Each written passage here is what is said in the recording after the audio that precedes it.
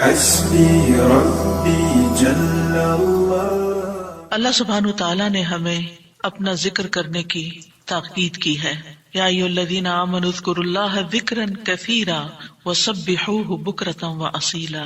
تو ہمارے لیے لازم ہے کہ ہم اس عمل کی طرف توجہ کریں ہر حال میں، چاہے نماز میں ہو، چاہے نماز کے بعد ہو، یا دیگر اوقات میں، جو اللہ تعالیٰ کو بے حد پسند ہے، اور وہ ہے اللہ کا ذکر۔ اور قرآن مجید کے بیشتر مقامات پر اللہ سبحانہ وتعالی نے اس کی تاکید کی ہے۔ ارشاد باری تعالیٰ ہے سورۃ قاف میں، پس آپ صبر کیجئے اس پر جو وہ کہتے ہیں، یعنی آپ کے مخالفین، اور سورج کے طلوع اور غروب ہونے سے قبل اپنے رب کی حمد کے ساتھ تسبیح کیجئے، اور رات کے اوقات میں اور سجدوں کے بعد بھی اس کی تسبیح کیجئے، یعنی نماز کے بعد بھی اللہ تعالیٰ کی تسبیح بیان کیجئے۔ یہاں پر جو خطاب ہے وہ نبی صلی اللہ علیہ وسلم سے ہے، فاصبر علی ما یقولون، یعنی آپ کے دشمن یہ مشرکین آپ کے خلاف جو باتیں کرتے ہیں، ان کی باتوں پر آپ صبر کیجئے۔ جو آپ کو جھٹلا رہے ہیں، جو آپ کو دھمکیاں دے رہے ہیں، جو آپ کے خلاف سازشیں کر رہے ہیں، اس کا جواب آپ صبر کے ساتھ دیجئے، اور اس کے برعکس آپ اپنا تعلق اللہ تعالیٰ سے زیادہ مضبوط کر لیجئے۔ یعنی کتنی خوبصورت تعلیم ہے ہمارے دین کی کہ جب لوگ مخالفت کریں تو بجائے اس کے کہ ان سے الجھنا شروع کر دیں اور ان کی باتوں کا جواب دینے لگیں اور خود کو ڈیفینڈ کرنا شروع کر دیں، کرنے کا کام کیا ہے کہ ہم اللہ کی طرف توجہ کریں، رغبت کریں، دعا کریں، اللہ کی تسبیح بیان کریں، اس کی حمد بیان کریں۔ اسی لیے آگے فرمایا وَسَبِّحْ بِحَمْدِ رَبِّكَ، اور اپنے رب کی حمد کے ساتھ اس کی تسبیح بیان کریں، یعنی اللہ سبحانہ وتعالیٰ کو ان باتوں سے پاک قرار دیں جو باتیں یہ مشرکین اللہ سبحانہ وتعالیٰ سے منسوب کرتے ہیں، اور اس کے ساتھ ساتھ اللہ سبحانہ وتعالیٰ کی شان بلند کریں، اس کی تعریف بیان کریں، اس کی ایسی صفات بیان کریں جو اس کے شایان شان ہیں، اور یہ نفی اور اس بات دونوں مل کر اللہ کے کمال کو ثابت کرتے ہیں۔ اور یہاں تسبیح سے مراد یا تو ظاہری تسبیح ہے، یعنی اللہ تعالیٰ کی پاکی بیان کرنا، یا پھر اس سے مراد نماز ہے، یعنی جب لوگوں کی باتیں تکلیف دیں تو آپ اللہ سے نماز کے ذریعے مدد مانگیں، فاستعینوا بالصبر والصلاۃ۔ اور پھر قبل طلوع الشمس سے مراد فجر کی نماز جو سورج طلوع ہونے سے پہلے ہوتی ہے، اور قبل الغروب سے مراد ظہر اور عصر کی نمازیں ہیں۔ وَمِنَ اللَّيْلِ فَسَبِّحْهُ، اس سے مراد رات کی نماز یعنی عشاء اور تہجد کی نماز ہے، اور مغرب بھی رات کا ہی ایک حصہ ہو جاتا ہے کیونکہ سورج غروب ہو چکا ہوتا ہے۔ یعنی ان تمام احوال میں اللہ تعالیٰ کی تسبیح بیان کریں، اور تسبیح سے مراد یعنی سورج کے طلوع ہونے اور غروب ہونے سے پہلے جو تسبیحات ہمیں بتائی گئی ہیں وہ پڑھیں، اور اگر اس سے مراد نماز ہے تو پھر اس سے مراد نماز میں اللہ کا ذکر، اور اس کے علاوہ وَأَدْبَارَ السُّجُودِ، اور سجدوں کے بعد بھی۔ ایک معنی اس کا یہ ہے کہ نماز کے بعد کی تسبیحات کا اہتمام کیا جائے۔ بہت سے لوگوں کو دیکھا گیا وہ نماز پڑھتے بس اٹھ جاتے ہیں، تسبیح نہیں کرتے، جبکہ یہاں اللہ سبحانہ وتعالیٰ خاص طور پر حکم دے رہے ہیں کہ نماز کے بعد تسبیح بیٹھ کر کرنی چاہیے، یہ نماز کے بعد کا ذکر ہے۔ مجاہد ابن عباس سے روایت کرتے ہیں کہ اللہ تعالیٰ نے آپ صلی اللہ علیہ وسلم کو تمام نمازوں کے بعد تسبیح پڑھنے کا حکم دیا ہے، اور وہ اس آیت کی تشریح کر رہے تھے وہ ادبار السجود کی۔ مجاہد کہتے ہیں اس سے مراد فرض نماز کے بعد تسبیح کرنا ہے۔ تو یہ نوٹ کر لیجئے کہ ساری نماز مکمل کرنے کے بعد نہیں بلکہ فرض نماز پڑھنے کے بعد تسبیح کریں۔ دوسرا معنی اس کا کیا کیا گیا ہے کہ فرض نماز کے بعد نفل نماز بھی پڑھیں، کیونکہ صبح عربی میں نفل نماز کے لیے بھی آتا ہے، یعنی فرض نماز کے بعد نفلی نماز بھی ادا کریں۔ اور تیسرا معنی اس کا کیا گیا ہے کہ مغرب کی نماز کے بعد 2 رکعات بھی پڑھیں، یعنی ان کو بھی تسبیح کا نام دیا گیا ہے۔ اسی طرح سورۃ الطور میں اللہ تعالیٰ فرماتے ہیں اور آپ اپنے رب کے حکم کے آنے تک صبر کیجئے، پس بے شک آپ ہماری نگاہوں کے سامنے ہیں، اور جس وقت آپ کھڑے ہوتے ہیں آپ اپنے رب کی حمد کے ساتھ تسبیح کیجئے، اور رات کو بھی اور ستاروں کے پلٹنے کے بعد بھی اس کی تسبیح کیجئے۔ یہاں بھی نبی صلی اللہ علیہ وسلم کو صبر کا حکم دیا گیا ہے کہ آپ اپنے رب کا حکم آنے تک صبر کرتے رہیں۔ فَإِنَّكَ بِأَعْيُنِنَا، آپ ہماری نگاہوں کے سامنے ہیں، آپ ہماری توجہ میں ہیں۔ ہماری نظروں میں ہے، ہمارے علم میں ہے، آپ ہماری حفاظت میں ہیں. یعنی عربی کے محاورے کے مطابق کوئی نگاہوں میں ہو کا مطلب یہ کہ ہم اس کی نگرانی کر رہے ہیں، حفاظت کر رہے ہیں. جس سے موسیٰ علیہ السلام کے بارے میں اللہ تعالیٰ نے فرمایا وَلِتُسْنَ عَلَىٰ عَيْنِي، تاکہ آپ کی پرورش میری آنکھوں کے سامنے کی جائے، یعنی میری حفاظت اور حراست کے ساتھ. اور وَسَبِّحْ بِحَمْدِ رَبِّكَ حِينَ تَقُومُ، اس کا معنی ہے کہ جب آپ مجلس سے اٹھیں تو تسبیح کریں، جب نیند سے اٹھیں تو تسبیح کریں، جب نماز کے لیے اٹھیں تو تسبیح کریں، اور نماز میں بھی تسبیح کریں. اور اسی طرح تسبیح کے دو اور معنی بھی کیے گئے ہیں کہ رکوع اور سجدوں میں تسبیح کریں، اور پھر دعائے استفتاح میں تسبیح کریں. سبحانک اللہم و بحمدک، یہاں بھی تسبیح ہے. تو آپ دیکھ رہے ہیں کہ ہم دن میں کتنی بار اللہ سبحانہ و تعالیٰ کی تسبیح بیان کرتے ہیں. وَمِنَ اللَّيْلِ فَسَبِّحْهُ، رات میں بھی تسبیح کریں. اور اس سے مراد رات کی نماز، رات کی تسبیح ہے. جیسے بیڈ پہ جاتے ہوئے تسبیحات فاطمہ نبی صلی اللہ علیہ وسلم نے حضرت فاطمہ کو سکھائی تھی تاکہ ان کی تھکاوٹ دور ہو جائے. نماز کے علاوہ بھی تسبیح کرتے رہنا چاہیے. ادبار النجوم کے بھی 3 معنی ہیں. ایک معنی کیا گیا ہے فجر سے پہلے کی 2 رکعتیں پڑھنا. نبی صلی اللہ علیہ وسلم یہ رکعتیں نہ سفر میں چھوڑتے تھے نہ گھر میں، کبھی بھی آپ نے یہ سنت نماز نہیں چھوڑی. اور پھر اسی طرح اس سے مراد فجر کی 2 رکعات بھی لی گئی، اور نماز کے بعد کی تسبیح بھی مراد ہے. ان دونوں آیات سے پتہ چلتا ہے کہ نماز کے بعد بھی ذکر کرنے کی اہمیت اور ضرورت ہے، جس سے بہت سے لوگ غافل ہوتے ہیں. قرآن مجید میں اللہ تعالیٰ فرماتے ہیں فَإِذَا قَضَيْتُمُ الصَّلَاةَ فَاذْكُرُوا اللَّهَ قِيَامًا وَقُعُودًا وَعَلَى جُنُوبِكُمْ، پھر جب تم نماز پوری کر چکو تو اللہ کو کھڑے، بیٹھے اور اپنے پہلوؤں پر لیٹے ہوئے یاد کرو. یعنی بعض اوقات ایسا ہوتا ہے کہ آپ نماز پڑھ لیتے ہیں اور پھر سمجھتے ہیں کہ ہم اللہ کے ذکر سے فارغ ہو گئے اور اب ہم دنیا کے کام میں لگ جائیں. ہاں، دنیا کے کام 2-3 طرح سے ہی ہوتے ہیں. یا کھڑے ہو کے کوئی کام ہو رہا تھا، آپ کچن میں چلے جاتے ہیں، کوکنگ کر رہے ہیں، آپ اپنا ذکر جاری رکھیں. یا پھر آپ بیٹھ گئے ہیں اور بیٹھ کے کوئی کام کر رہے ہیں، تسبیح جاری رکھیں، ذکر جاری رکھیں. اور اسی طرح اگر آپ لیٹ گئے آرام کرنے کے لیے تو بھی ذکر جاری رکھیں. یعنی ہر حال میں اللہ تعالیٰ کا ذکر کرتے رہیں. اسی طرح سورہ جمعہ میں اللہ تعالیٰ فرماتے ہیں فَإِذَا قُضِيَتِ الصَّلَاةُ فَانتَشِرُوا فِي الْأَرْضِ وَابْتَغُوا مِن فَضْلِ اللَّهِ وَاذْكُرُوا اللَّهَ كَثِيرًا لَعَلَّكُمْ تُفْلِحُونَ. پھر جب نماز پوری کر لی جائے تو زمین میں پھیل جاؤ اور اللہ کے فضل سے تلاش کرو، یعنی اپنے دنیا کا کام کاروبار کرو اور اللہ کو بہت یاد کرو. یعنی اپنے بزنس آورز میں بھی، اپنی جاب پر بھی اللہ کو نہیں بھولنا. کیوں؟ لعلکم تفلحون، تاکہ تم فلاح پاؤ، کامیاب ہو جاؤ. اسی طرح اللہ سبحانہ وتعالی رمضان کے روزے مکمل کرنے کے بعد کس چیز کا حکم دیتے ہیں؟ وَلِتُكْمِلُوا الْعِدَّةَ وَلِتُكَبِّرُوا اللَّهَ عَلَى مَا هَدَاكُمْ وَلَعَلَّكُمْ تَشْكُرُونَ. اور تاکہ تم تعداد پوری کرو، اور تاکہ تم اللہ کی بڑائی بیان کرو، تکبیرات پڑھو، اور اس پر کہ اس نے تم کو ہدایت بخشی، اور تاکہ تم شکر ادا کرو. اسی طرح حج کے مناسک ادا کرنے کے بعد بھی ذکر کا حکم ہے.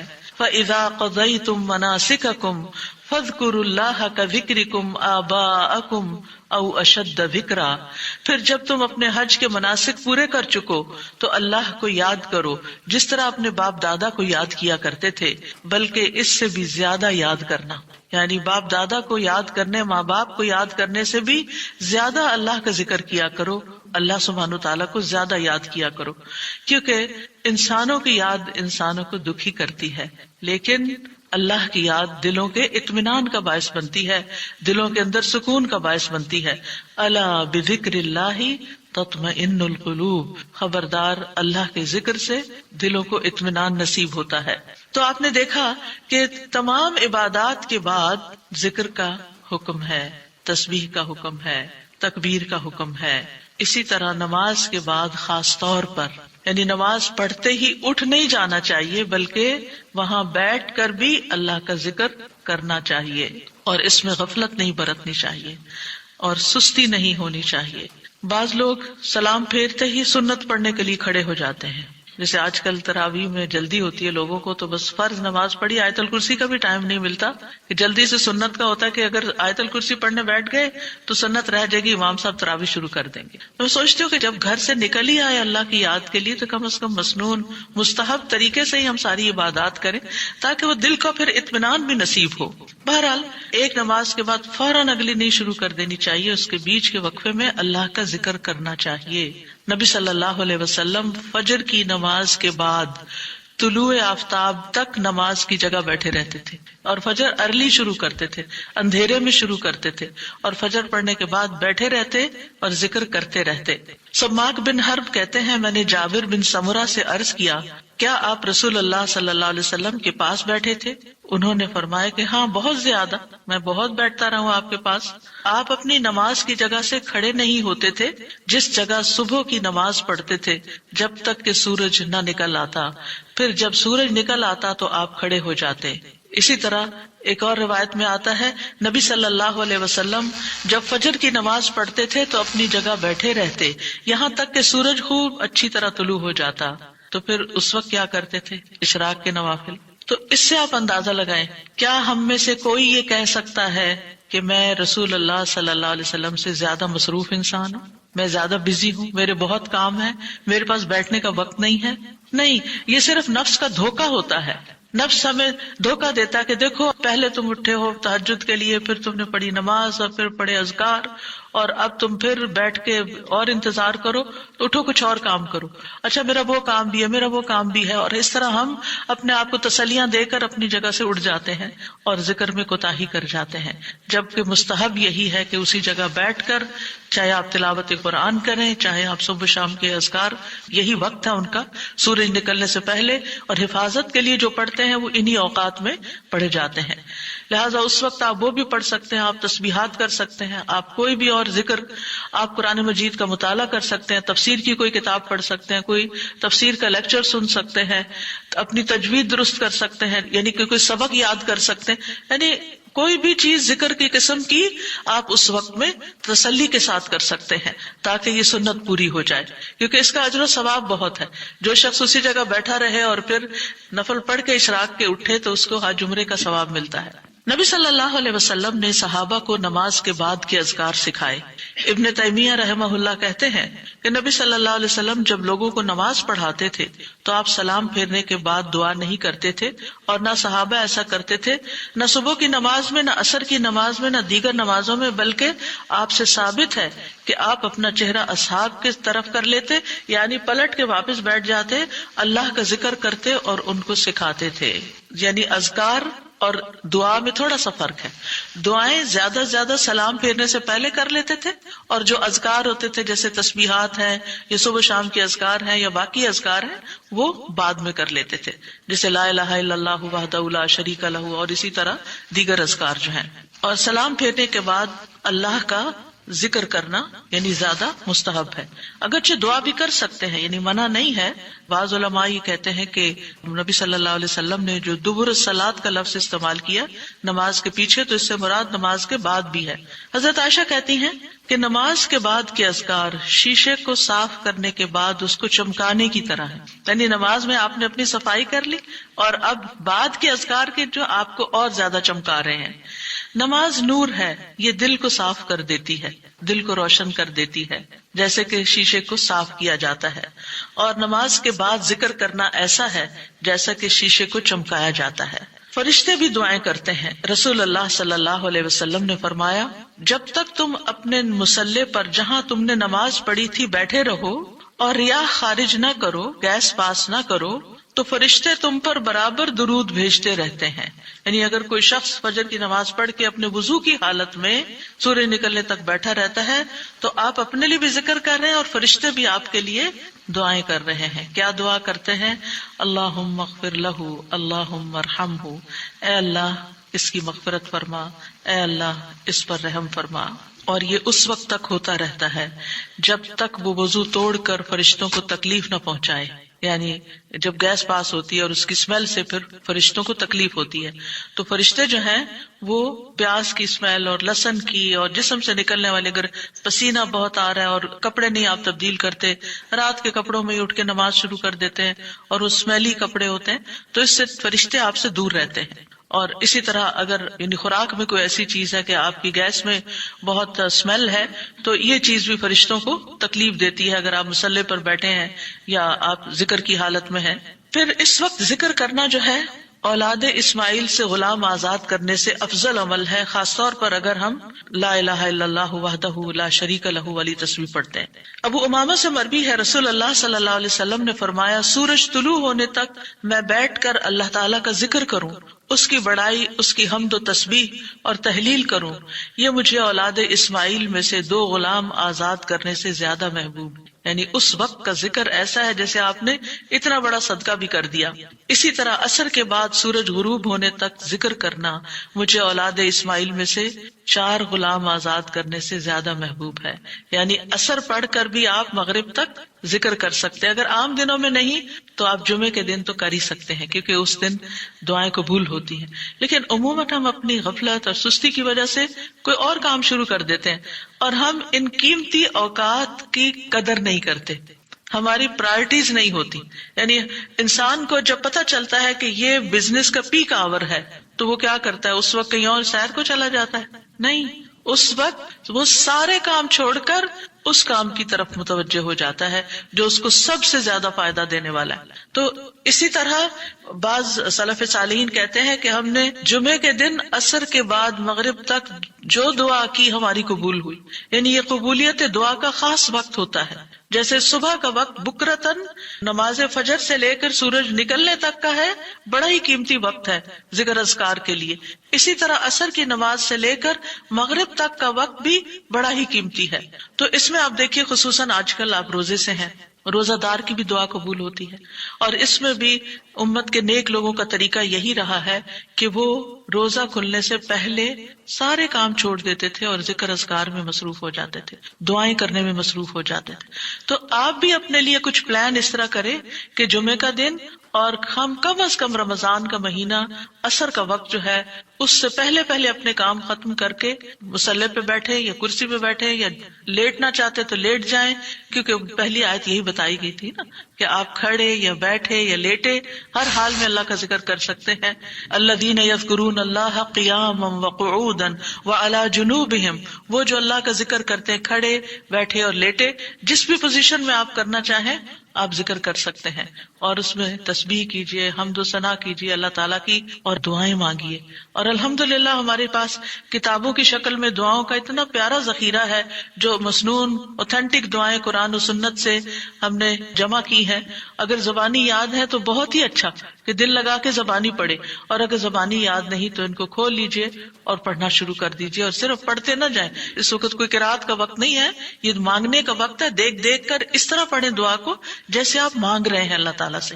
تو انشاءاللہ آپ کے دین، دنیا، آخرت کے سارے مسائل حل ہوں گے اور ایک پرامن پرسکون زندگی بسر کریں گے اگر ان اوقات کی آپ قدر کر لیں. کیونکہ جو قبولیت کے اوقات ہیں ان کو گنوانا نہیں چاہیے، ان کو ہاتھ سے جانے نہیں دینا چاہیے.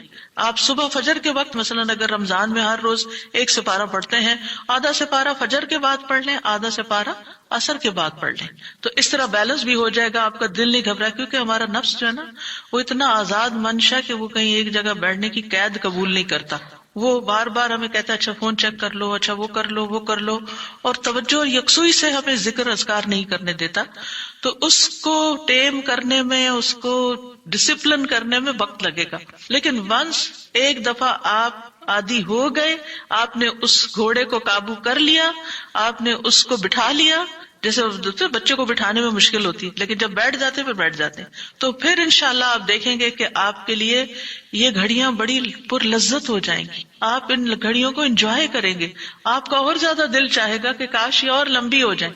اچھا روزہ کھل گیا، ابھی تو میرا یہ بھی اور یہ بھی ٹارگٹ پورا نہیں ہوا. پھر اسی طرح یہ ہے کہ رسول اللہ صلی اللہ علیہ وسلم نے فرمایا جو شخص فجر کی نماز جماعت کے ساتھ پڑھنے کے بعد بیٹھ کر اللہ کا ذکر کرتا رہے یہاں تک کہ سورج نکل آئے پھر 2 رکعتیں پڑھے، اس کے لیے 1 حج اور عمرے کا ثواب ہے. انس فرماتے ہیں پھر رسول اللہ صلی اللہ علیہ وسلم نے 3 بار فرمایا پورا پورا پورا، یعنی پورا ثواب حج عمرے کا، پورا ثواب حج عمرے کا، پورا ثواب. یعنی آپ سوچئے کہ حج عمرہ کرنا کوئی آسان کام ہے؟ مشکل کام ہے جس میں مال بھی انوالو ہے، آپ کے ایفرٹ بھی، آپ کا گھر چھوڑنا بھی، سب کچھ. لیکن اگر آپ کو ایک مصلی پہ بیٹھ کے اتنا بڑا اجر و ثواب ملتا ہے تو اور کیا چاہیے. صرف بات ہے اپنے نفس کو منانے کی، اپنے دل کو اور اپنے آپ کو ڈسپلن کرنے کی. اور ایک دفعہ آپ نے شروع کر لیا اور اگر نہیں ہو پا رہا تو اللہ سے دعا کریں کہ اللہ تعالیٰ توفیق دے دے، اللہ تعالیٰ آسان کر دے، تو انشاءاللہ آپ کے لیے آسانی بھی ہو جائے گی. پھر اسی طرح نبی صلی اللہ علیہ وسلم نے فرمایا اللہ تعالیٰ فرماتا ہے کہ میں اپنے بندے کے ساتھ ہوتا ہوں جب وہ مجھے یاد کرتا ہے اور میری یاد میں اپنے ہونٹ ہلاتا ہے. اور ایسے لوگ جو ذکر میں آگے ہوتے ہیں وہ درجات میں بھی بہت آگے ہیں، سبقت لے جانے والے ہیں، فالسابقون السابقون ہیں. رسول اللہ صلی اللہ علیہ وسلم نے فرمایا مفردون سبقت لے گئے. صحابہ نے پوچھا یا رسول اللہ مفردون کون ہوتے ہیں؟ آپ صلی اللہ علیہ وسلم نے فرمایا جو اللہ کے ذکر میں مشغول رہتے ہیں، یعنی ہر وقت ان کا دھیان اپنے رب کی طرف ہوتا ہے، کیونکہ ذکر میں دل میں بھی یاد ذکر کہلاتا ہے، زبان سے کچھ بولنا بھی ذکر ہے، اور اس کے علاوہ قرآن کی تلاوت، نماز، یہ ساری ذکر کی قسمیں ہیں. یعنی کچھ فارمل ہے، کچھ انفارمل ہے، کچھ خبر ہے یعنی جیسے تسبیحات وغیرہ ہوتی، کچھ میں دعا ہوتی ہے، طلب ہوتی ہے، اللہ تعالیٰ سے اپنی حاجت مانگتے ہیں. یہ ساری چیزیں ذکر میں شمار ہوتی ہیں. اب آ جاتے ہیں ہم نماز کے بعد کے اذکار کے متعلق، اور یہ اذکار بھی آپ کو اس کتاب میں ملیں گے. نماز کے اذکار یعنی نماز کے اندر کے ذکر بھی اور نماز کے بعد کے بھی. نماز کا سلام پھیرتے ہی نماز ختم ہو جاتی ہے. اس کے بعد سب سے پہلے کہنا چاہیے اللہ اکبر 1 بار، اور تھوڑا سا بلند آواز سے، جس سے پتہ چلے کہ نماز پڑھ لی ہے. اللہ اکبر. ابن عباس کہتے ہیں میں نبی صلی اللہ علیہ وسلم کی نماز کے مکمل ہونے کو تکبیر کی وجہ سے سمجھ جاتا تھا. یعنی مثلا کوئی نفل پڑھ رہا ہے تو آپ کو نہیں پتہ چلتا کہ پڑھ چکا یا نہیں، لیکن اگر اس نے بلند آواز سے کہہ دیا اللہ اکبر تو پتہ چل گیا کہ ہاں اس کی نماز مکمل ہو گئی ہے. کیوں اللہ اکبر کہیں؟ کہ اللہ ہر چیز سے بڑا. آپ دیکھیں ہم نے نماز کا آغاز کس سے کیا تھا؟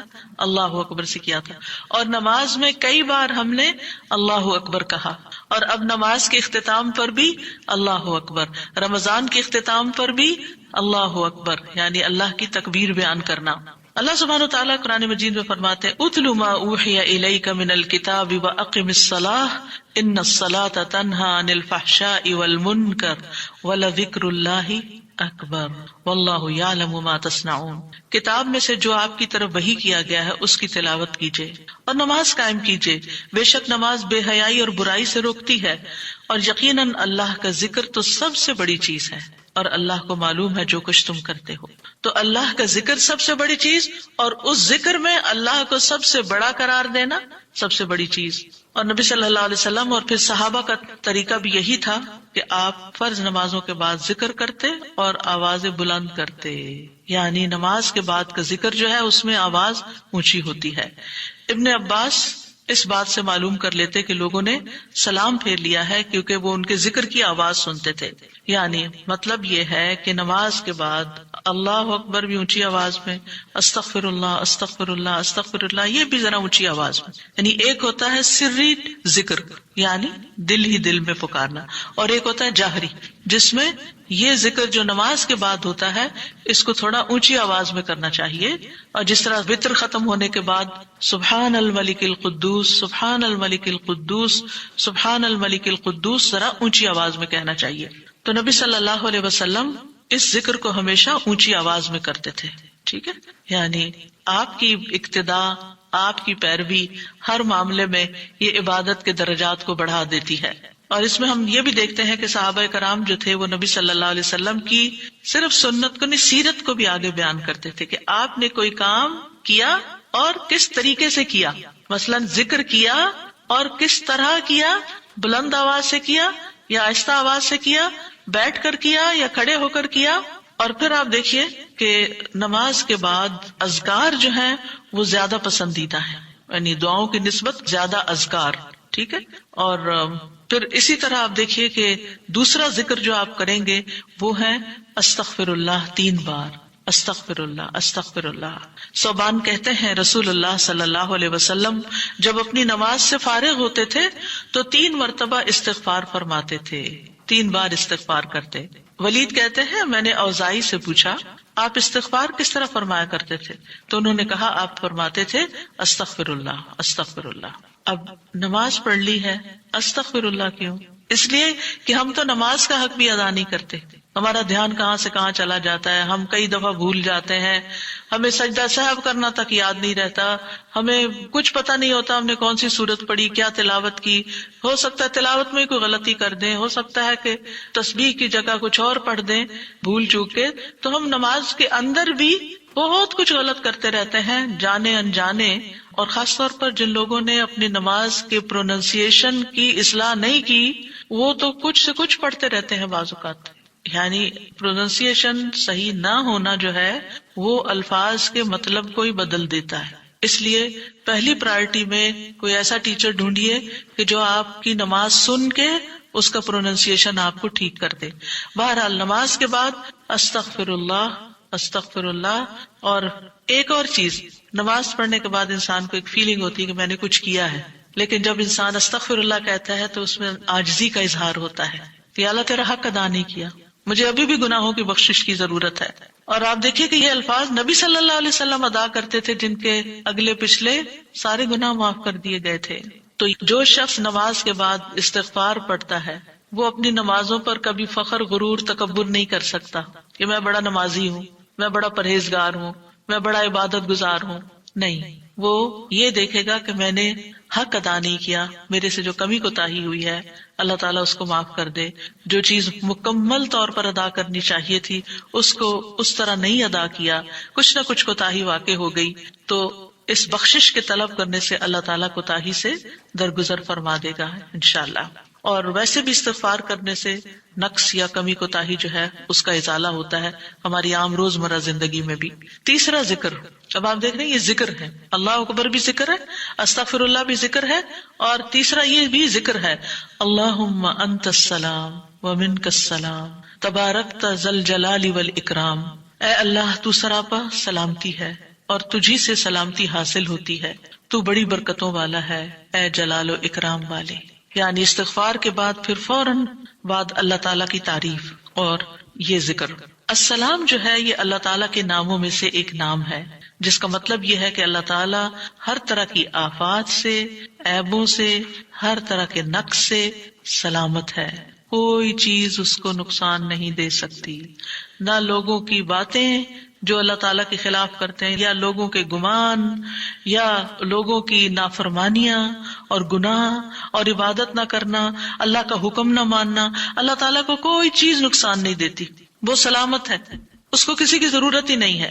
یہ جو کچھ ہم کرتے ہیں، ذکر ہو عبادت ہو، یہ اپنے ہی فائدے کے لیے کرتے ہیں، اللہ تعالیٰ پر کچھ احسان نہیں ہے. تو ہم یہ کہتے ہیں اللہم انت السلام کہ اللہ تعالیٰ آپ سراسر سلامتی ہیں اور آپ کا ہر فعل جو ہے وہ ظلم سے سلامت ہے، پاک ہے، ہر شر سے پاک ہے. آپ کی تقدیر، آپ کے فیصلے، ہر چیز سلامتی پر مبنی ہے.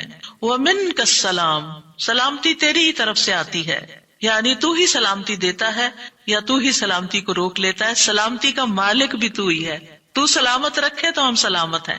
تو یہ تعلق اللہ تعالیٰ سے انسان اپنا ظاہر کرتا ہے کہ انسان اپنے رب کے بارے میں کیا سمجھتا ہے. تبارکتا، تبارکتا کا لفظ برکت سے ہے جس کا مطلب ہوتا ہے کثرت سے کسی چیز کا بڑھنا اور قائم رہنا، یعنی تیری خیرات و برکات بہت زیادہ ہیں. ذل جلال والاکرام، اے عزت اور جلال والے. جلال کا مطلب ہے عظمت، بڑائی، اور اکرام کا مطلب ہے احسان. یعنی تو اپنے بندوں کو عزت و اکرام دیتا ہے، اپنے رسولوں کو، اپنے انبیاء کو اور اپنے صالح بندوں کو تو ہی عزت اور اکرام اور برکتیں عطا کرتا ہے. ساری نعمتیں تیری ہی طرف سے ہیں.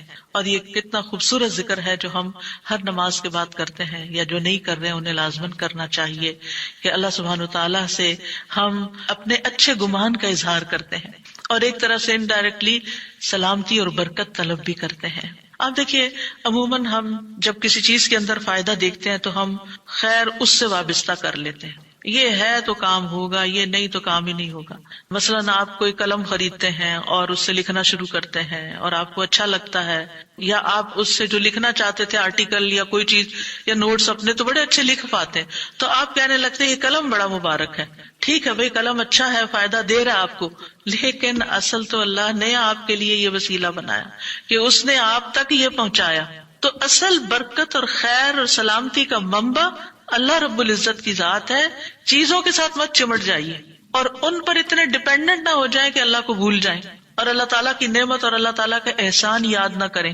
تو اس لیے ہر نماز کے بعد ہم اس بات کا اقرار کرتے ہیں کہ ساری برکتیں تیری ذات سے ہیں یا رب، ساری سلامتی تیری طرف سے ہے یا رب، عزت اور اکرام تیری ہی طرف سے ہے یا رب، تو ہی جس کو چاہے اس پر احسان فرماتا ہے، لہٰذا ہم یہ سب کچھ تجھ سے ہی طلب کرتے ہیں۔ پھر آپ دیکھیے چوتھا ذکر ہے لا الہ الا اللہ وحدہ لا شریک لہ لہ الملک ولہ الحمد وہو علی کل شیء قدیر۔ یہ بھی آپ 3 بار پڑھ سکتے ہیں، یہ بھی ذکر ہے، یعنی 3 مرتبہ اللہ تعالیٰ کی توحید کا اقرار۔ مغیرہ بن شعبہ جو وحی کے کاتب تھے ان سے مروی ہے کہ معاویہ رضی اللہ عنہ نے مغیرہ کو لکھا کہ کوئی حدیث جو آپ نے رسول اللہ صلی اللہ علیہ وسلم سے سنی ہو وہ مجھے لکھ کر بھیجیں۔ راوی کہتے ہیں کہ مغیرہ رضی اللہ عنہ نے انہیں لکھا کہ میں نے آپ صلی اللہ علیہ وسلم سے سنا ہے آپ اپنی نماز سے فارغ ہونے کے بعد 3 مرتبہ یہ پڑھا کرتے تھے لا الہ الا اللہ وحدہ لا شریک لہ لہ الملک ولہ الحمد وہو علی کل شیء قدیر۔ سب سے پہلے توحید کا اقرار کہ اللہ ایک ہے، وہی الہ ہے، وہی خالق ہے، مالک ہے، رب ہے، معبود ہے۔ پھر اس بات کا انکار کہ کوئی اس کا شریک ہو، لا شریک لہ، اور پھر لہ الملک، بادشاہت بھی اسی کی ہے، معبود بھی وہی ہے، بادشاہ بھی وہی ہے، اور ایسا بادشاہ ہے وَلَهُ الْحَمْدُ کہ اس کی تعریف ہے۔ دنیا کے بادشاہوں کا حشر ہوتا دیکھا ہے آپ نے، ان کے ساتھ کیا کیا جاتا ہے، لیکن اللہ سبحانہ وتعالیٰ کی بادشاہت پر کوئی آنچ نہیں آتی، کوئی اس کو ہلا نہیں سکتا، کوئی اس کو نقصان نہیں دے سکتا، کوئی اس پر باتیں نہیں بنا سکتا، کوئی اس کا نقص نہیں نکال سکتا کہ اللہ تعالیٰ نے آسمان میں یہ کیا چیز بنا دی، اب زمین میں کیا بنا دی، نہیں، وَلَهُ الْحَمْدُ، اسی کی ہے تعریف، یعنی ایسا بادشاہ کہ جو قابل تعریف ہے، اور ایسا بادشاہ کہ وَهُوَ عَلَى كُلِّ شَيْءٍ قدیر۔ دنیا کے بادشاہ انتہائی بے بس لاچار ہوتے ہیں، ان کے ہاتھ میں کچھ نہیں ہوتا، وہ انسانوں کے محتاج ہوتے ہیں، انسانوں کی خدمت کے، انسانوں کی مدد کے، انسانوں کے مال کے محتاج ہوتے ہیں۔ یہ بادشاہت کیا بادشاہت ہے جس کی ساری ڈیپینڈنسی لوگوں کے اوپر ہے۔ تو اصل بادشاہت تو اللہ کی ہے کہ جو ہر چیز پر پوری قدرت رکھتا ہے۔ تو آپ اس احساس کے ساتھ اگر اللہ تعالیٰ کا یہ ذکر کرتے ہیں تو آپ کا دل ایک سکون سے بھر جائے گا، ایک خوشی سے بھر جائے گا کہ میں ایسی ہستی کو جانتی ہوں، ایسی ذات کو جانتی ہوں کہ جو اتنی خوبیوں کی مالک ہے۔ کیونکہ یہ انسان کی فطرت میں ہے، انسان کی نفسیات میں ہے کہ وہ کسی چیز کی تعریف کر کے خوش ہوتا ہے، اور عام طور پر ہم صرف سامنے نظر آنے والی چیزوں کی تعریف کر کر کے خوش ہوتے رہتے ہیں، اور تھوڑے دن کے بعد وہ بھی خراب ہو جاتی ہیں، وہ تعریف بھی ساتھ ہی چلی جاتی ہے۔ انسان ہے تو مر جاتے ہیں، ان کے اعمال ہے تو ختم ہو جاتے ہیں، اور کبھی وہ اچھے ہوتے ہیں اور پلٹ بھی جاتے ہیں۔ وہ کہاں گئی تعریفیں؟ جوان ہے تو بڑھاپے میں ساری تعریفیں چلی گئی، مالدار تھے تو غریب ہوئے تو ساری تعریفیں چلی گئی، اسی طرح علم ہے اور جنون لاحق ہو گیا تو ساری تعریفیں چلی گئیں، سب کچھ الٹ گیا۔ اور دنیا کے یہ سارے نظارے آپ نے دیکھے ہوں گے کہ جب ہر نعمت لوگوں پر الٹ جاتی، اسی لیے ہم دعا کرتے ہیں نا کہ اللہم انی اعوذ بک من زوال نعمتک، کہ اللہ نعمتوں کے زوال سے بچانا، کہ انتہائی تکلیف دہ چیز ہے، لیکن یہ ایک دنیا کا قانون ہے، یہ سب کچھ ہوتا ہے اور ہماری آنکھیں دیکھتی ہیں، لیکن اللہ سبحانہ وتعالی ان سب چیزوں سے پاک ہے، اس کو کوئی زوال نہیں اور اس کا کوئی کچھ بگاڑ نہیں سکتا، اور وہ ہر چیز پر پوری طرح قادر ہے، جو چاہے کر سکتا ہے، اور تعریف اسی کے لیے ہے۔ 5واں ذکر لا الہ الا اللہ وحدہ لا شریک لہ لہ الملک ولہ الحمد وہو علی کل شیء قدیر اللہم لا مانع لما اعطیت ولا معطی لما منعت ولا ينفع ذا الجد منک الجد۔ اللہ کے سوا کوئی الہ نہیں، وہ اکیلا ہے، اس کا کوئی شریک نہیں، بادشاہت اسی کی ہے اور تمام تعریف اسی کے لیے ہے، اور وہ ہر چیز پر پوری طرح قدرت رکھنے والا ہے۔ اے اللہ، جو کچھ تو نے دیا ہے اسے کوئی روکنے والا نہیں، اور جو کچھ تو نے روک دیا اسے کوئی دینے والا نہیں، اور کسی مالدار کو تیری بارگاہ میں اس کا مال نفع نہیں پہنچا سکتا. ابتدا میں تو وہی اللہ کی توحید بیان ہوئی، اس کی بادشاہت اور اس کی حمد کا ذکر ہے اور اس کی قدرت کا ذکر ہے، اور اس کے بعد کہ جو اللہ نے دیا، جو وہ دینا چاہتا ہے اسے کوئی روک نہیں سکتا. یہاں بھی آپ دیکھیں مانگ کچھ نہیں رہی، یہ ذکر ہے، یہ دعا نہیں، یہ کیا ہے؟ ذکر ہے. اور جو کچھ تو نے روک دیا کوئی دے ہی نہیں سکتا، اور سارے ہی مالدار فقیر ہیں، اور خاص طور پر تیرے سامنے فقیر ہیں. یا ایھا الناس انتم الفقراء الی اللہ واللہ هو الغنی الحمید. اے لوگو تم سب اللہ کے فقیر ہو، اللہ کے محتاج ہو، اور اللہ ہی غنی، مالدار اور وہی قابل تعریف ہے. واللہ هو الغنی الحمید. ٹھیک ہے. نبی صلی اللہ علیہ وسلم جب سلام پھیرتے تھے تو یہ دعا پڑھا کرتے تھے یا یہ ذکر کیا کرتے تھے. اور اس میں آپ دیکھیے کہ یہ جو عقیدہ ہے نا کہ اللہ روکے تو کوئی دے نہیں سکتا، یہ انسان کو بڑا اطمینان دے دیتا ہے. اگر کوئی چیز، کوئی خیر آپ کی طرف آنے سے رکی ہوئی ہے تو وہ اللہ ہی نے روکی ہوئی ہے، آپ پر رحمت کی وجہ سے. بدگمان نہ ہو اس سے، کسی وجہ سے رکی ہوئی ہے. آپ کسی کی کوئی اچھی چیز دیکھتے ہیں، کسی کا مینشن دیکھتے ہیں تو سوچتے ہیں کتنا خوش قسمت ہے، کتنے بڑے گھر میں رہتا ہے. کسی کے پاس فراری دیکھتے ہیں تو آپ کہتے ہیں واہ کتنا خوش قسمت ہے. لیکن آپ کو نہیں پتا کہ یہی چیزیں اس کے لیے کتنی بڑی آزمائش بنی ہوئی ہیں، آپ نہیں جانتے.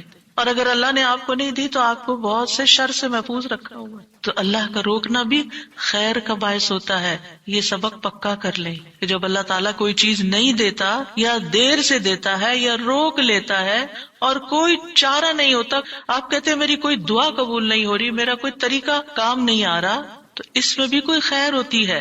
کیونکہ جو اللہ نے مقدر میں لکھا ہے وہ پہنچ کے رہے گا. کوئی روک نہیں سکتا جو تو دے، اور کوئی دے نہیں سکتا جو تو روک لے. اور جسے اللہ نے آپ کے مقدر میں لکھا ہے وہ آپ تک آئے گا ہی آئے گا. سورۃ فاطر میں اللہ تعالیٰ فرماتے ہیں ما یفتح اللہ للناس من رحمت فلا ممسک لها وما یمسک فلا مرسل له من بعدہ وہو العزیز الحکیم. جو کچھ اللہ لوگوں کے لیے رحمت میں سے کھول دے اسے کوئی بند کرنے والا نہیں، اور جو وہ بند کر دے اس کے بعد اسے کوئی کھولنے والا نہیں. حدیث میں آتا ہے ما اصابک لم یکن لیخطئک وان ما اخطأک لم یکن لیصیبک. جو کچھ تمہیں پہنچا وہ تم سے خطا ہونے والا نہیں تھا، اور جو نہیں ملا وہ ہرگز ملنے والا نہیں تھا. قرآن مجید میں سورۃ الرعد میں اللہ تعالیٰ فرماتے ہیں وَإِذَا أَرَادَ اللَّهُ بِقَوْمٍ سُوءًا فَلَا مَرَدَّ لَهُ. جب اللہ کسی قوم کے ساتھ برائی کا ارادہ کر لیتا ہے تو اس کو کوئی پھیرنے والا نہیں، کوئی سپر پاور اس ملک کی مدد نہیں کر سکتی اگر اللہ نے اس کے لیے جنگ کا فتنہ یا کسی اور طرح کی کوئی آزمائش لکھی ہے. یہ اللہ کے فیصلے ہوتے ہیں، یا اللہ نے کسی قوم کو تباہ کرنے کا فیصلہ کر لیا ہو تو کوئی اس کو روک نہیں سکتا.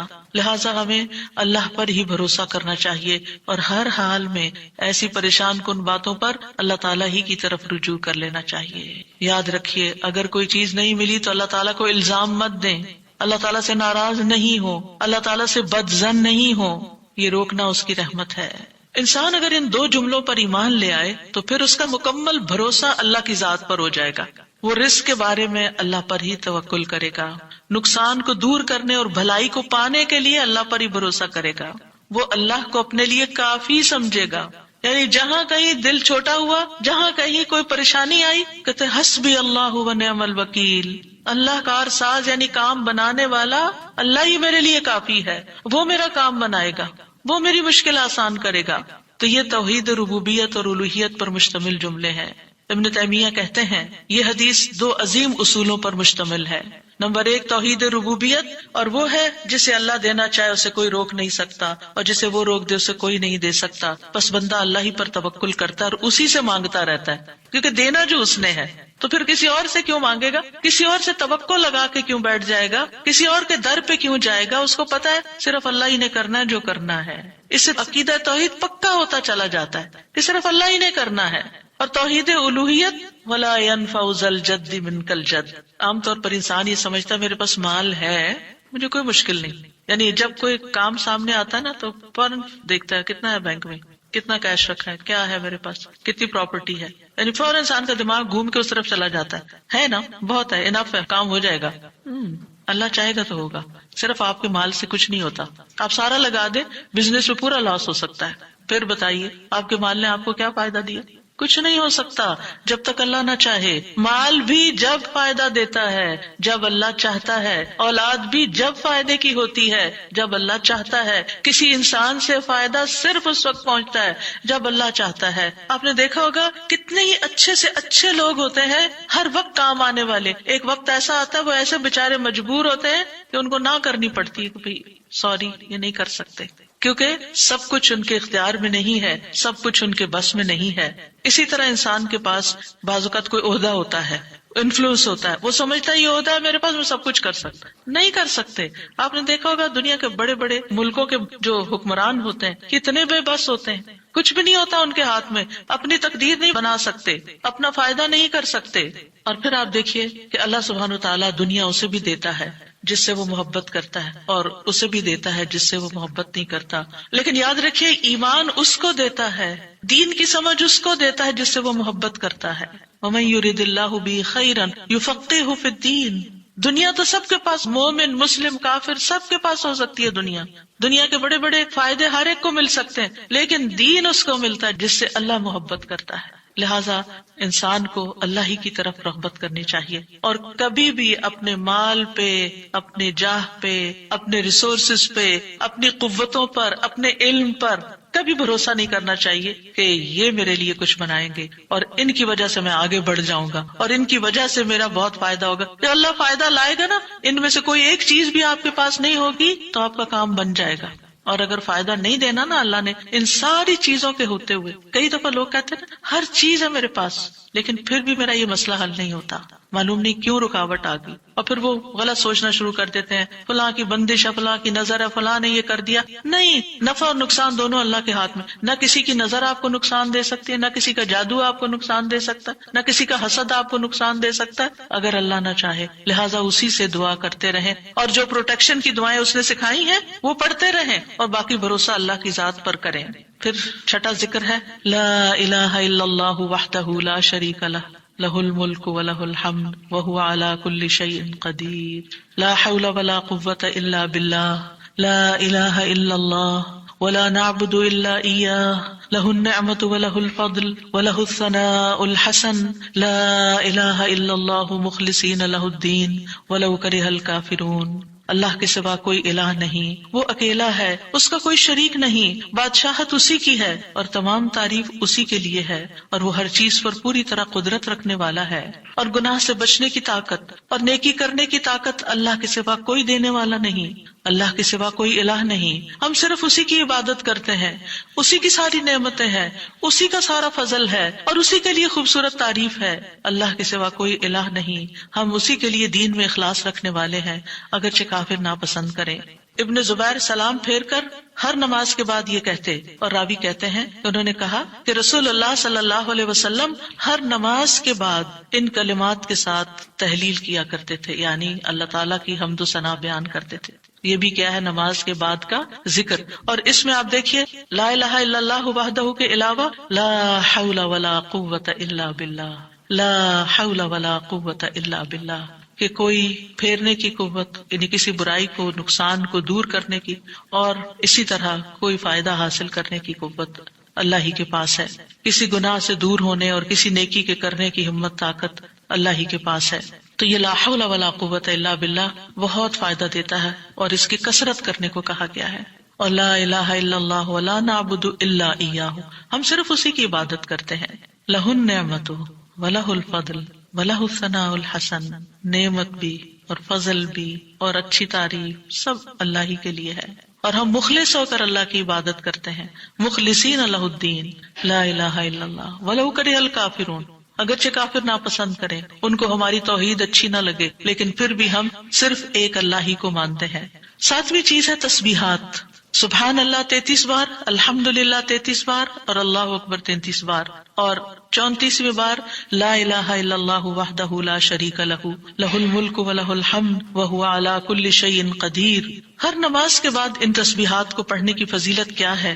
ابو ہریرہ کہتے ہیں رسول اللہ صلی اللہ علیہ وسلم نے فرمایا، جس آدمی نے ہر نماز کے بعد 33 مرتبہ سبحان اللہ، 33 مرتبہ الحمدللہ اور 33 مرتبہ اللہ اکبر کہا تو یہ 99 کلمات ہو گئے. اور 100 کا عدد پورے کرنے کے لیے لا الہ الا اللہ وحدہ لا شریک لہ یہ ذکر کر لیا تو اس کے سارے گناہ معاف کر دیے جائیں گے، چاہے وہ سمندر کی جھاگ کے برابر ہو. یعنی 100 کا عدد پورا کرنے کے لیے کیا پڑھنا ہے؟ لا الہ الا اللہ وحدہ لا شریک لہ لہ الملک ولہ الحمد وہو علی کل شیء قدیر. رسول اللہ صلی اللہ علیہ وسلم نے فرمایا ہر نماز کے بعد کچھ ایسے اذکار ہیں جن کو پڑھنے والا یا جن کو کرنے والا کبھی محروم نہیں ہوتا، جن میں سے سبحان اللہ 33 بار، الحمدللہ 33 بار اور 34 بار اللہ اکبر. یعنی اگر لا الہ الا اللہ پورا نہیں پڑھ سکتے تو اللہ اکبر کو 34 بار کر کے 100 کی گنتی پوری کر لیں. پھر اسی طرح رسول اللہ صلی اللہ علیہ وسلم کے پاس کچھ فقیر صحابہ حاضر ہوئے، کہا کہ امیر لوگ بلند درجات اور ہمیشہ رہنے والی جنت حاصل کر چکے. حالانکہ جس طرح ہم نماز پڑھتے ہیں وہ بھی پڑھتے ہیں، جیسے ہم روزے رکھتے ہیں وہ بھی رکھتے ہیں، لیکن مال و دولت کی وجہ سے انہیں ہم پر فضیلت حاصل ہے. اس کی وجہ یہ کہ وہ حج کرتے ہیں، عمرہ کرتے ہیں، جہاد کرتے ہیں، صدقے دیتے ہیں، اور ہم محتاجی کی وجہ سے یہ کام نہیں کر سکتے. آپ نے فرمایا کیا میں تمہیں ایک ایسا عمل نہ بتا دوں اگر تم اس کی پابندی کرو گے تو جو لوگ تم سے آگے بڑھ چکے ہیں تم انہیں پالو گے اور تمہارے مرتبے تک کوئی نہیں پہنچ سکتا، اور تم اپنے سامنے موجود لوگوں میں سب سے بہتر ہو جاؤ گے سوائے ان کے جو یہی عمل شروع کر دیں. ہر نماز کے بعد 33 بار سبحان اللہ، 33 بار الحمدللہ، 33 بار اللہ اکبر، اور پھر 34ویں بار تو وہ ذکر آپ کو بتا ہی دیا گیا. اور اگر آپ 33 بار نہ پڑھ سکیں تو 10 بار سبحان اللہ، 10 بار الحمدللہ اور 10 بار اللہ اکبر پڑھ لیا کریں. یعنی اگر جلدی ہے تو پھر 10 بار بھی پڑھ سکتے ہیں. نبی صلی اللہ علیہ وسلم نے فرمایا 2 عمل ایسے ہیں اگر کوئی مسلمان بندہ ان کی پابندی کر لے تو جنت میں داخل ہوگا، اور وہ بہت آسان ہے مگر ان پر عمل کرنے والے بڑے کم ہیں. وہ کیا ہیں؟ ہر نماز کے بعد 10 بار سبحان اللہ، 10 بار الحمدللہ، 10 بار اللہ اکبر. فرمایا زبان کی ادائیگی کے اعتبار سے تو 150 بار ہے، یعنی 5 نمازوں میں 10 بار، اور ترازو میں 1500 ہوں گے. اور جب سونے لگے تو 34 بار اللہ اکبر، 33 بار الحمدللہ اور 33 بار سبحان اللہ کہے. زبانی طور پر تو یہ 100 ہے مگر میزان میں یہ تسبیحات 1000 ہوں گی. اور وہ کہتے ہیں یقیناً میں نے رسول اللہ صلی اللہ علیہ وسلم کو دیکھا، آپ انہیں اپنے ہاتھ سے شمار کرتے تھے. اور پھر کہتے ہیں دائیں ہاتھ سے، تو کرنے کا طریقہ کیا ہے؟ 3 دفعہ اوپر کو جائیے سبحان اللہ سبحان اللہ سبحان اللہ، اور 3 دفعہ نیچے کو آ جائیے سبحان اللہ سبحان اللہ سبحان اللہ. ایک انگلی پہ 6 بار ہو گیا، تو آپ کی 5 انگلیاں تو 5 کو 6 دفعہ ضرب دیں تو کیا ہوتا ہے؟ 30، اور 3 دفعہ اور پڑھ لیں، اور اگر 34 ہے تو ایک اور پڑھ لیں. تو اس طرح ایک ہی ہاتھ پر، دائیں ہاتھ پر یہ تسبیحات آسانی سے پڑھی جا سکتی ہیں، کیونکہ ہاتھ سے تسبیح کرنا زیادہ پسندیدہ ہے. حضرت عبداللہ بن عمر کہتے ہیں میں نے رسول اللہ صلی اللہ علیہ وسلم کو دیکھا، آپ داہنے ہاتھ کی انگلیوں پر تسبیح کو شمار کرتے تھے، اور آپ نے صحابیات کو حکم دیا تھا کہ وہ اللہ کی تکبیر، تقدیس، تحلیل کی پابندی اختیار کریں اور اپنی انگلیوں پر شمار کریں، کیونکہ ان سے سوال ہوگا اور یہ بلوائی جائیں گی. قیامت کے دن ہاتھ بولیں گے، تو اگر ان پہ تسبیح آپ پڑھتے ہیں تو یہ بول کے بتائیں گے ہم تو اللہ کا ذکر کرتے رہے. 8ویں چیز ہے آیت الکرسی. اللہ لا الہ الا هو الحی القیوم لا تأخذه سنة ولا نوم له ما في السماوات وما في الارض من ذا الذي يشفع عنده الا باذنه يعلم ما بين ايديهم وما خلفهم ولا يحيطون بشيء من علمه الا بما شاء وسع كرسيه السماوات والارض ولا يؤوده حفظهما وهو العلي العظيم. پورا اللہ کا تعارف ہے. اللہ وہ ہے کہ اس کے سوا کوئی معبود نہیں، وہ زندہ ہے، ہر چیز کو قائم رکھنے والا ہے، نہ اسے کچھ اونگ پکڑتی ہے اور نہ کوئی نیند. اسی کا ہے جو کچھ آسمانوں میں ہے اور جو کچھ زمین میں ہے.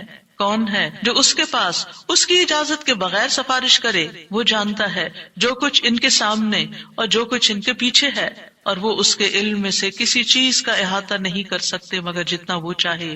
اس کی کرسی آسمانوں اور زمین کو سمائے ہوئے ہے، اور اسے ان دونوں کی حفاظت یعنی آسمان اور زمین کی حفاظت تھکاتی نہیں، اور وہی سب سے بلند، سب سے بڑا ہے. ہر نماز کے بعد آیت الکرسی پڑھنے کی فضیلت یہ ہے کہ جو شخص نماز کے بعد اس کو پڑھ لیتا ہے اور اس نماز کے بعد اس کی ڈیتھ ہو جاتی ہے تو فرمایا اس کو موت کے علاوہ کوئی چیز جنت میں جانے سے نہیں روک سکتی. مر گیا تو سیدھا جنت میں. یہ قرآن مجید کی سب سے افضل آیت ہے. ابو ذر غفاری کہتے ہیں میں مسجد حرام میں داخل ہوا اور رسول اللہ صلی اللہ علیہ وسلم کو اکیلے دیکھ کر آپ کے پاس آ کے بیٹھ گیا. میں نے کہا یا رسول اللہ صلی اللہ علیہ وسلم کون سی آیت افضل ہے جو آپ پہ نازل ہوئی؟ آپ نے فرمایا آیت الکرسی. کرسی کے مقابلے میں 7 آسمان اس طرح ہے جیسے بیابان زمین میں کوئی چھلا گرا پڑا ہو اور پھر کرسی کے مقابلے میں عرش کا حجم اتنا ہے جیسے اس چھلے کے مقابلے میں بیابان کا وجود. اور یہ قرآن مجید کی سب سے عظیم آیت بھی ہے. ابی ابن کعب سے روایت ہے، ایک مرتبہ نبی صلی اللہ علیہ وسلم نے ان سے پوچھا اللہ کی کتاب میں سب سے عظیم آیت کون سی ہے؟ انہوں نے کہا اللہ اور اس کا رسول ہی زیادہ جانتے ہیں. آپ نے یہ سوال کئی مرتبہ دہرایا تو ابی ابن کعب نے کہا آیت الکرسی. یہ سن کر آپ نے فرمایا ابو المنذر تمہیں تمہارا علم مبارک ہو، اس ذات کی قسم جس کے ہاتھ میں میری جان ہے. عرش کے پائے کے پاس یہ اللہ بادشاہ کی پاکیزگی بیان کرتی ہوگی، اس کی ایک زبان اور 2 ہونٹ ہوں گے، یعنی جو لوگ اس پڑھیں گے وہ ان کے حق میں ایک طرح سے گواہ ہوگی. 9ویں چیز جو نماز کے بعد پڑھنی چاہیے وہ ہے معوذات. سورۃ الاخلاص، سورۃ الفلق، سورۃ الناس. پہلی سورت میں اللہ تعالیٰ کی توحید بیان ہوئی ہے، دوسری سورت میں انسان کو پناہ مانگنے کے لیے کہا گیا ہے.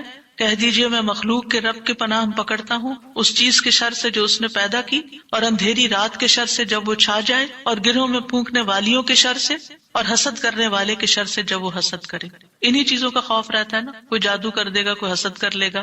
ہر نماز کے بعد پڑھیں گے، کس وقت وہ کرے گا؟ اس کو تو آپ موقع ہی نہیں دے رہے کہ وہ جادو کرے یا آپ سے حسد کرے. ہر 2 نمازوں کے بیچ میں جو کوئی ایسا فتنہ فساد آیا اس کا ازالہ ہوتا چلا جائے گا. عقبہ بن عامر کہتے ہیں کہ رسول اللہ صلی اللہ علیہ وسلم نے مجھے حکم دیا تھا کہ میں ہر نماز کے بعد معوذات پڑھا کروں، یعنی یہ 3 صورتیں پڑھا کروں. 10ویں چیز ہے ربی اعنی علی ذکرک و شکرک و حسن عبادتک. اللہ کے ذکر، اس کے شکر اور اچھی عبادت پر اللہ کی مدد مانگنا. معاذ بن جبل کہتے ہیں کہ رسول اللہ صلی اللہ علیہ وسلم نے میرا ہاتھ پکڑا اور فرمایا اے معاذ اللہ کی قسم میں تم سے محبت کرتا ہوں. کتنے خوش قسمت تھے معاذ رضی اللہ عنہ. میں نے عرض کیا یا رسول اللہ صلی اللہ علیہ وسلم میں بھی آپ سے محبت کرتا ہوں. تو رسول اللہ صلی اللہ علیہ وسلم نے فرمایا تم پابندی سے ہر نماز میں یہ دعا مانگا کرو رب اعنی علی ذکرک و شکرک و حسن عبادتک. معاذ رضی اللہ عنہ جو ہیں 33 سال کی عمر میں امواس کے طاعون میں شہید ہو گئے تھے. He was only 33 years old. ان کا مقام کیا تھا؟ آپ کی بشارت کے مطابق وہ جنت میں علماء کے قائد ہوں گے، یعنی علماء امت کے جو عالم ہیں ان کو جنت کی طرف لیڈ کر رہے ہوں گے. کس وجہ سے آپ صلی اللہ علیہ وسلم نے ان سے محبت کا اظہار کیا؟ علم کی وجہ سے، علم کے حریص تھے اور نیکی کے کاموں میں آگے آگے. اور اتنی چھوٹی عمر میں عین جوانی کے وقت فوت بھی ہو گئے اور کتنا بڑا درجہ اور مقام پا گئے. ہمیں آج تک یہ سمجھ نہیں آتی کہ کون سے کام ایسے کریں کہ جس سے اللہ کی محبت ملے، جس سے اللہ کا قرب نصیب ہو، اور جس سے ہمیں رسول اللہ صلی اللہ علیہ وسلم کی محبت اور آپ کی شفاعت نصیب ہو. تو یہ ایک دعا ہے ان دعاؤں میں سے جو آپ نے خاص طور پر حضرت معاذ کا ہاتھ پکڑ کے قسم کھا کے محبت کا اظہار کر کے آپ کو یہ دعا سکھائی. چند لفظ ہیں، کیا ہمارے لیے یہ پڑھنا بھی مشکل ہے؟ پھر ہم اپنے لیے اس دنیا سے کیا کما رہے ہیں؟ اگر ہمیں اتنی بھی توفیق نہیں کہ نماز کے بعد ٹک کے یہ 4 کلمے پڑھ لیں تو پھر ہماری نمازیں کیا ہیں؟ ہم نے کیا مانگا اللہ سے؟ ہم تو دنیا کی اور آخرت کی خیر سے محروم ہو گئے. اور یہ دعا آپ دیکھیے اللہم سے بھی شروع ہوتی ہے اور ربی سے بھی شروع ہوتی ہے. دونوں کا ایک ہی تقریباً مطلب ہے، ایک میں الوہیت ہے اور ایک میں ربوبیت ہے. یعنی میں اللہ سے درخواست کرتا ہوں کہ اے اللہ مجھے اپنے ذکر پر، اور ذکر میں قرآن، نماز، تحلیل، تسبیح، استغفار، درود سب چیزیں شامل ہیں، اللہ مجھے توفیق دے. اور پھر وہ شکر کا، شکر کی بھی توفیق. اور آپ دیکھیے کہ جب ہم دعا مانگتے ہیں نا کہ اللہم انی علی ذکرک، تو مطلب یہ ہے کہ ہماری زبان جو ہے وہ آپ کی اطاعت کرتی رہے، وہ کلمات بولتی رہے جس سے آپ کا ذکر ہوتا رہے. یعنی ایک تو ہے یہ مسنون اذکار ان کا پڑھنا، اور ایک یہ ہے کہ اللہ تعالیٰ کی نعمتوں کا ذکر کرنا، اللہ تعالیٰ کے احسانات کا ذکر کرنا، اللہ تعالیٰ کی قدرت کی نشانیوں کا ذکر کرنا، اللہ کے فضل کا ذکر کرنا. وَأَمَّا بِنِعْمَةِ رَبِّكَ فَحَدِّثْ، یہ بھی ذکر ہے. آپ اپنے بچوں کے ساتھ بات کر رہے ہیں اور اللہ تعالیٰ کے بارے میں کوئی بات کر رہے ہیں، دین کے بارے میں کوئی بات کر رہے ہیں، تو یہ بھی ذکر میں شمار ہو. تو اللہ مجھے توفیق دے، اللہ میری مدد کر. کیونکہ ہمارے پاس وقت بھی ہوتا ہے، ہمارے پاس صلاحیت بھی ہوتی ہے، لیکن ہم توجہ نہیں کرتے، ہم کرتے نہیں ہے کام، کیونکہ توفیق نہیں ہوئی نا. تو ہر نماز کے بعد، چونکہ فرض کے بعد دعا قبول ہوتی ہے، تو یہ دعا مانگنے کو کہا گیا. اور بعض کہتے ہیں اس کو سلام پھیرنے سے پہلے بھی پڑھ سکتے ہیں، جیسے ربی جعلنی پڑھتے ہیں. یا اور کل جو میں نے آپ کو دعائیں بتائی تھی آخر میں نماز کے اختتام پر سلام سے پہلے، وہ سب مسنون اذکار تھے. لیکن علماء نے اس کے علاوہ جیسے رب اجعلنی مقیم الصلاۃ، یہ نبی صلی اللہ علیہ وسلم نے نہیں سکھائی ہمیں کہ نماز کے بعد ضروری یہی پڑھی جائے. لیکن علماء نے کہا کہ جیسے اللہ کی حمد و ثنا ہوتی ہے تشہد میں، پھر اس کے بعد درود شریف ہے، اور پھر اس میں والدین اور اولاد دونوں کے لیے دعا ہے تو یہ پڑھ لیں. اس کے علاوہ جو چاہے قرآنی اور مسنون دعا یہاں بیٹھ کے پڑھیں، کیونکہ نماز کے اندر دعا مانگنا نماز کے بعد کی دعا سے افضل ہے. قبولیت کے زیادہ چانسز ہیں جس سے اکثر لوگ غافل ہیں. سلام پھیرنے سے پہلے اللہم انی اسألک الجنۃ واعوذ بک من النار 3 دفعہ یہ پڑھ لیں. جو آپ کا دل چاہے پڑھیں، بس اردو میں نہیں، عربی میں یاد کریں کچھ دعائیں، قرآنی دعائیں، مسنون دعائیں اس وقت پڑھتے رہیں. تو پھر دوسرا ہے وشکر کا.